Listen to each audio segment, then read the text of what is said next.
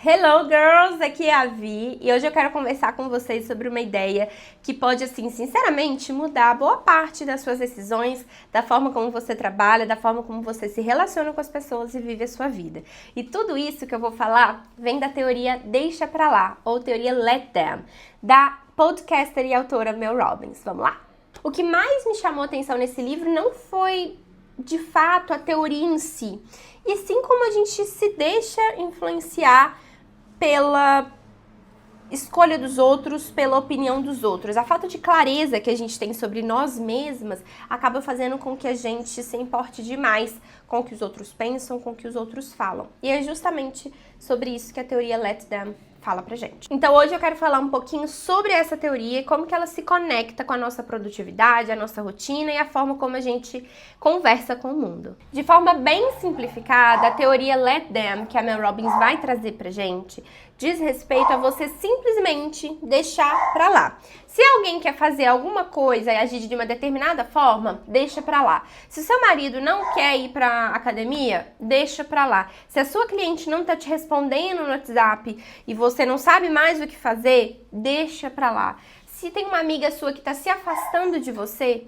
deixa pra lá. E não é no sentido de você desistir da pessoa, desistir da vida, mas sim parar de gastar energia querendo corrigir e viver a vida dos outros. Parar de gastar energia em fazer as pessoas fazerem aquilo que você quer que elas façam e não exatamente o que elas querem pra si. Então é literalmente você deixar as pessoas fazerem aquilo que elas querem fazer. Deixar as pessoas viverem de acordo com o que elas acham certo viver. E não gastar energia com aquilo que você não consegue controlar, que no caso é o outro. Então assim, sabe aquela amiga, por exemplo, que some, que você não entende por que ela sumiu, você já tentou conversar com ela algumas vezes, ela não te deu retorno, ou até mesmo esse caso que eu falei, o seu marido precisa ir pra academia, ele tá ficando doente, sedentário, você quer salvá-lo, você tenta obrigar e não funciona, ou a sua família que não para de criticar suas escolhas, a forma como você decidiu levar a vida, ou as pessoas da rua tentam se envolver aí com quem você namora ou deixa de namorar, existe um cliente que não quer comprar de você, enfim. Todas essas situações, e você fala, meu Deus, o que eu posso fazer em relação a isso? Na maioria das vezes a resposta é nada.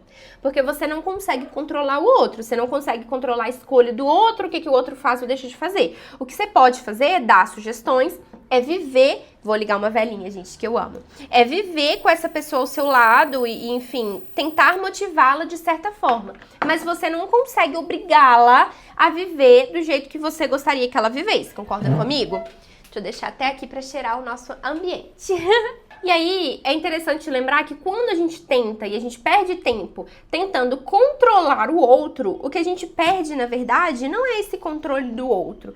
E sim, a única coisa que a gente tem controle, que é a nossa própria atitude, a nossa própria ação. Então é isso, ao invés de você gastar a sua energia pra fora, com a pessoa de fora, você gastar a sua energia com você e o que você pode fazer dentro daquele momento que você está. E aí, só dando um exemplo pra vocês, a Mel Robbins fala sobre um caso de uma amiga ou de uma cliente dela que o marido tinha exatamente esse problema de não querer ir pra academia. E aí, ela aconselhou essa amiga, fala, olha, para de insistir com ele, faz o seu, o que você pode fazer? Ir. Vai você, faz o seu exercício, faz as suas coisas. Quando você chegar lá, você vai ver que em algum momento, na hora que ele sentir, na hora que ele ver a necessidade, ele vai começar a se empenhar. E foi realmente isso que aconteceu. Essa amiga começou a ir na academia, parou de encher o saco do marido, simplesmente parou de falar com ele que ele tinha que ir, que ele era obrigado, disso, aquilo, parou de insistir. Ela simplesmente começou a ir. Aí ela começou a perder peso, começou a ficar com o corpo mais legal, começou a se sentir melhor e o marido dela começou a perceber essa evolução. E aí o exemplo dela arrastou o marido, quando ele sentiu que era o momento de ele fazer isso, sabe? Então é isso, às vezes a gente gasta energia demais tentando mudar o outro e o que a gente pode fazer é mudar nós mesmos, adaptar a nossa vida para que a gente se sinta melhor e assim o outro comece a enxergar a gente uma fonte de inspiração, ao invés de uma pessoa chata que tá sendo afastada por conta dessa insistência em uma forma de vida que não é exatamente a que aquela pessoa quer levar no momento. E aí eu disse pra vocês, né, que agora eu trabalho com produtividade, rotina, organização, e se tem uma coisa que eu recebo demais aqui nas minhas clientes, nas minhas mentoradas e tudo, é essa parte da procrastinação. A gente sabe o que a gente tem que fazer, a gente já tem uma lista exata do que a gente tem que fazer, mas a gente, por algum motivo, não começa. Ou porque a gente não consegue se organizar, ou porque a gente não consegue encontrar um tempo, ou porque a gente tá procrastinando. E assim, sendo bem honesta, a maioria esmagadora de vocês, de nós, mulheres que procrastina, não está fazendo isso porque a gente não tem tempo. A gente faz isso porque a gente está sobrecarregada emocionalmente. E aí a falta de tempo, na verdade, não é falta de tempo. É o excesso de cansaço mental que faz com que a gente tenha, no tempo que a gente tem, a gente só queira descansar ou a gente queira adiantar coisas para que a gente tenha tempo depois e a gente nunca tem. E aí vem esse ciclo infinito de procrastinação, de desespero, de ansiedade, de descontrole mesmo emocional. E aí, acho que vocês já devem ter percebido o que a teoria Let Them tem a ver com essa parte da grande carga emocional e sobrecarga, né, que nós mulheres temos. A gente perde tempo demais tentando facilitar a vida do outro. A gente perde demais depositando a nossa energia na existência do outro, facilitando a vida do outro e depositando energia para que o outro se sinta melhor. Mas e a gente? Aonde a gente fica? A gente fica nesse discurso de eu sou muito preguiçosa, eu sou muito procrastinadora, me sinto culpada, eu não dou conta de nada, eu nunca tenho tempo pra nada. E é exatamente que essa teoria aqui tem que ser enfiada na sua cabeça. Deixa as pessoas pra lá, mulher. A gente passa muito tempo pensando sobre o que as pessoas falaram da gente, pensando na opinião do outro, tentando agradar todo mundo, evitando ser julgada, tentando facilitar a vida do fulano que não sei o que, do trabalho. E a gente esquece de deixar essas pessoas pra lá. E eu vejo que esse é o ponto de conexão mais profundo de todos. Quando a gente começa a deixar isso tudo pra lá, sobra um pouco de energia pra gente focar naquilo que realmente importa, que somos nós mesmas. E aí isso faz com que a gente não dependa mais de validação externa, que a gente não busque mais agradar os outros, que a gente não busque mais, aparecer pro outro. A gente não precisa mais ficar pedindo direção, se sentir perdida ali no momento de execução de tarefas ou de qualquer outra coisa da nossa vida, porque a gente tem certeza sobre quem a gente tem clareza de onde a gente quer chegar. E aí, de novo, né, a falta de clareza envolve validação externa, a busca de validação externa busca tentar agradar a todo sentido, tentar agradar faz com que você perca a sua direção e vá para a direção do outro. Quando você perde a direção de si mesma, você começa a pensar que você não é disciplinada, que você procrastina, que você não sabe das coisas, e aí você vai se minando nesse ciclo que eu comentei com você no começo. E aí o que a gente precisa mesmo é de uma sustentação prática. Lembra da Dolly Parton? Eu amo essa frase. Descubra quem você é e seja de propósito.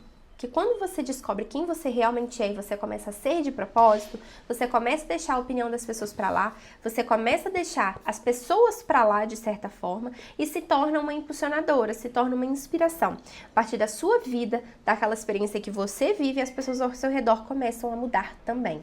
As pessoas ao seu redor começam a se sentir melhores. E isso aqui é extremamente valioso. Principalmente você, uma mulher que tem uma família, assim, que tem um companheiro, uma companheira, filhos, filhas, enfim. O exemplo é a coisa que mais arrasta. Você quer que as pessoas ao seu redor sejam reféns da opinião dos outros, assim como você tem sido? Ou você quer quebrar esse padrão e se tornar um exemplo de, não de autocentramento, mas de autocuidado, de autoamor e de fazer as coisas de forma genuína e não porque você quer agradar as pessoas. Agora, falando sobre atividades práticas, eu separei aqui nas minhas anotações 3 passos para você aplicar essa teoria a partir de hoje, depois que você tá vendo esse vídeo. Tem inúmeras marcações, ainda vou fazer altos posts sobre isso aqui no meu Instagram e no meu TikTok, então me siga, não deixe de me seguir, por favor, é Virgínia Brasil em todos eles. Não é a outra Virgínia, por você achar a outra Virgínia, me siga, depois você segue ela, mas por favor, presta atenção no que eu tenho a falar, eu juro que é interessante, é valioso, vai mudar a sua vida. De todo modo, eu trouxe aqui alguns passos, 3 passos para você aplicar essa teoria na sua vida real. O passo número 1 é você identificar aonde você está tentando controlar os outros ou agradar os outros. Então, primeiro, é no seu trabalho? Você está tentando agradar o seu chefe? Por que você está tentando agradar o seu chefe?